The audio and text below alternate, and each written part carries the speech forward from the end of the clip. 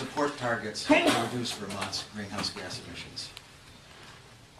But we do not favor renewable energy electricity targets like the ones in H40. Our consumption of electricity represents only a small part, maybe 5% of our total greenhouse gas emissions. And those are only the greenhouse gas emissions that we acknowledge. Our actual carbon footprint is far larger than the footprint that we account for. Most of the goods and services we buy come with carbon investments that were made elsewhere. A good example of this is meat. Vermonters' consumption of meat has a footprint that's 3 times as large as our consumption of electricity. But this doesn't show up in any of our accounting because that investment is made elsewhere. As an example, if we were to adopt one meatless day a week in Vermont, and I know that that would be easier for some of us than others, it would avoid an amount of carbon equal to 2.5 times what GMP claims for the turbine complex in Lowell. GMP claims that Lowell avoids the emission of 74,000 tons of carbon. This is an overstatement because there's a lot of considerations that they haven't factored into that. But suppose that it were true. Suppose that the Lowell turbines did avoid 74,000 tons of greenhouse gas emissions. That's equivalent to less than half a day's emissions from New York City traffic. If the turbine complex lasts the 20 years that they hope that it will, it means that over its lifetime, that turbine complex will have offset less than 2 weeks worth of traffic from New York City. And we traded a vital wildlife habitat for that amount of greenhouse gases. So that's why we don't support renewable energy targets. They've resulted in a tremendous amount of social disruption and environmental destruction in Vermont. There are parts of H40 that we appreciate. We appreciate the focus on community scale generation. We appreciate the requirement that in order to meet Tier 2 targets, you connect to transmission, distribution lines rather than transmission lines. We see that as a mechanism to assure that projects are sited near where the consumption is. We see that as also helping us to avoid regional transmission costs. We see that as a good idea.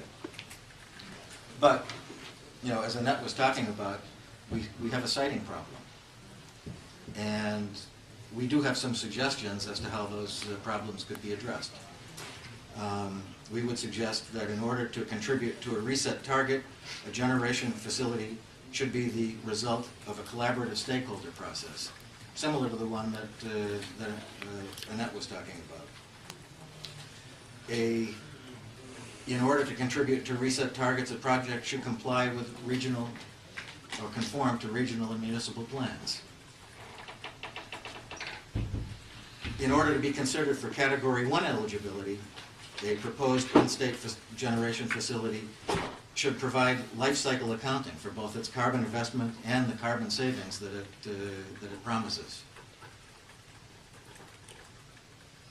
It should be able to demonstrate that it's a least cost option. We would suggest that in order to qualify for any credit under reset, a generation facility should not fragment forest lands, utilize prime agricultural soils, be located in wetlands, or threaten wetlands or headwaters. And generation projects that are not intended to contribute to reset targets should go through an Act 250 process. Those would be our recommendations. Out of curiosity, do you think those same standards should apply to all energy, all electric energy anyway, that comes into Vermont? there are two categories of energy that we consider. Well, there are actually three categories of project that we consider in Vermont. One of them are projects that are required for reliability. One of them would be, another category would be projects that are required in order to meet the requirements of reset.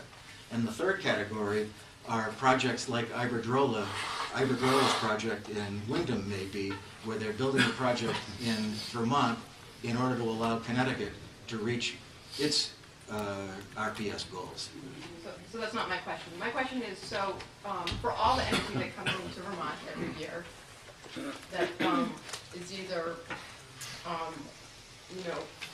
basically from the ISO New England grid, or, from Seabrook, or any other source, do you think we should be meeting all of the standards that you laid out there for environmental standards? No, you're asking if projects in other states should live up to Vermont standards, and I don't think that that's possible.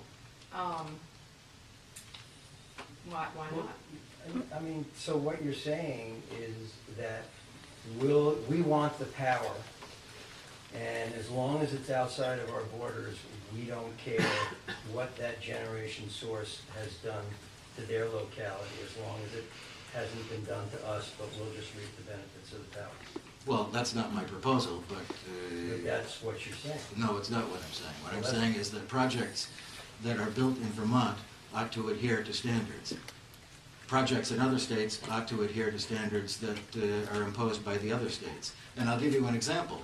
For a number of years, you could not build an industrial wind turbine in Connecticut. But Connecticut could buy RECs from Lowell or Sheffield. So the suggestion that I heard about, maybe you can re-say it, about not impacting any of our natural resources, prime ag. Well, we shouldn't fragment our forests. Shouldn't fragment our forests. We shouldn't utilize prime ag soils. Right. We shouldn't compromise wetlands or threaten headwaters. Right. I mean, those are things that are already in our land use laws. But we violate them all the time, otherwise we wouldn't have anything built in this state. well, I don't know that that's true. Let alone power generation. Under Act 250, that may or may not be true. Under Section 248, these conditions rarely apply. I guess it would be great if we could impose those values on every source of energy that comes into Vermont, so that there's no forest in West Virginia or Pennsylvania or any other place where they're strip mining coal, no forest fragmentation there, no groundwater contamination by any fracking of natural gas anywhere in the country, Well, and that every we've done source, that. and we're still pulling in from other parts of the country natural gas that's, as a result of fracking, which can very potentially contaminate groundwater. But what I'm suggesting is that if we're going to hold the energy in Vermont to those standards, we should hold all of the energy that we bring into Vermont to those standards, and we should not be hypocritical in the way that we are importing energy from other places. We can meet the Tier 2 requirements by observing these rules. There's no problem with that. It should be in this legislation. And why do you think it's not? I mean, what do you think, if somebody goes to get a permit for these projects, and they've got to get a wetland permit, and they've got to get a soil permit from A&R, why would you think they're not being... Another condition that I would impose is it can't encroach on neighbors, like the solar projects that we've heard about, and I think that we're about to hear about. I have a comment and a clarifying question. The comment is, Aaron Adler, Ledge Council for the record, the comment is there is no soil permit from A&R. Prime ag soils would be reviewed in Act 250, but would not be reviewed in 248. Certainly wetlands is reviewed by A&R. The question is, are you proposing these only for Tier 2? You're not proposing to apply them to Tier 1? I think that both Tier 1 and Tier 2 should be subject to a collaborative process. And I understand... I'm confused about what you're proposing, but that's okay. Yes, I would propose it for Tier 2, and I would propose there may be a different set of criteria that need to be proposed for Tier 1. I'm primarily focused on Tier 2 because that is the Wild West right now. Projects that would qualify for Tier 2 status. So in terms of the bill itself, the 1, 2, and 3 tiers, and the goals that they outline, what's your comment on those? I mean, are these I think, laudable I goals? think mean, Tier 2 is fine as far as it goes. I think that the legislature would do well to develop siting rules so that these projects don't result in the same kind of pushback that we've seen for big wind. I think Tier 3 is interesting. You know, I know that it's viewed as the part of H40 that people think distinguishes Vermont's program from other programs that are already in place. I'm a little bit suspicious of a program that allows utilities to set up programs that result in increased sales of their product. I'm doubtful that that too many utilities are going to take up the offer of incenting the sales of pellet boilers, for example. why not? They get credit for it. Well, they get credit for it, but they don't establish an increasing need for their product. If I were a utility and I was presented with Tier 3, I would say, okay, I'm going to focus on projects and programs that are going to increase customers' need for the sale of the product that I happen to be selling. That's what I would do. Yeah, but in this world, they don't make any money on the sale of their product. This world being, The regulated electric utility world. That's not how they make their money. They don't make their money on the sale of KW.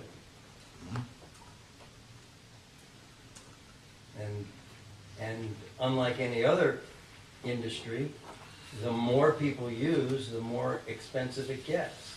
Because the more people use, the more we have to call in, the more expensive generation sources to satisfy. Well, I look at Tier 3 as being actually the only piece of the bill that everyday Vermonters have the opportunity to benefit from, because we finally created a vehicle to overcome the barrier that has not allowed middle income and Vermonters to be able to, in one location, one-stop shop, maybe get their house weatherized, maybe get rid of an outdated fossil fuel heat source, and have the opportunity to maybe generate their own electricity on their house, and have one entity coordinate it and have one place for it to be on the bill, and in many cases have that one payment be less than what they were paying before. That to me is the exciting part of Tier 3. It just gives us a vehicle to use a regulated world to accomplish something we haven't been able to accomplish because it required a whole bunch of money. I appreciate that. And I like the idea of Tier 3. What I'm afraid of with regard to Tier 3 is it's going to focus on electrification rather than other approaches that may be better for us. I don't think electrification of transportation is something that we're going to see the benefits of in a very long time, for a very long time. Electrification of heating may not be the best solution for everybody in every part of Vermont. True. So, while I appreciate Tier 3, I would like to see something in Tier 3 that would assure that transportation and heating be addressed by other technologies other than, other fuels other than electricity. Well, heating and cooling through air source heat pumps or, this went out my head, but never mind. Well, Geothermal. I appreciate what the Clean Energy Development Fund has done in putting an emphasis on modern biomass heating. I'm not sure that there would be incentives for a utility to promote that under Tier 3. If I'm mistaken, I would be happy to know I that. think there is the incentive there because it's the reduction of the fossil fuel. That's a renewable source. You know, I would not like to see Tier 3 result in such an increase in demand for electricity that we start the whole problem all over again, where now we have to build more Lowells. My understanding of part of the utilities buy-in to tiers 2 and 3 is that by keeping consumption, limiting consumption to a stable level, we reduce the need for new transmission and new large generation. And so there is an incentive, my understanding is there is an incentive for utilities to not just try to sell more and more and more electricity because they would need to upgrade capacity to do that, which is extremely expensive.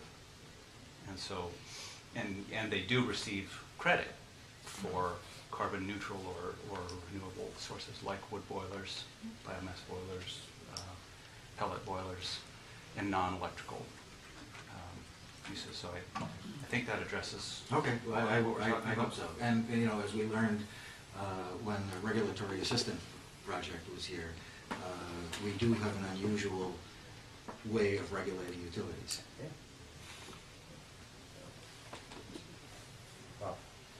Bob. I'm new on this committee, and I have to say, I don't know what Energize Vermont is, and who are you and who do you represent? And what board did you serve on? Okay. All right, good questions all. Energize Vermont is a statewide organization of members who are concerned about Vermont's energy future and the environmental future of Vermont. I serve on, in addition to being executive director of Energize Vermont, I serve on the board of the NVDA, the Northeast Vermont Development Association. I serve on the board of the Clean Energy Development Fund.